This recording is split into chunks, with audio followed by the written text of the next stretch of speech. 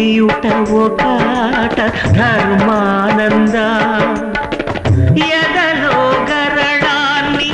మధుర సుధగా మార్చి నవ్వించుటొక ఆట మోహ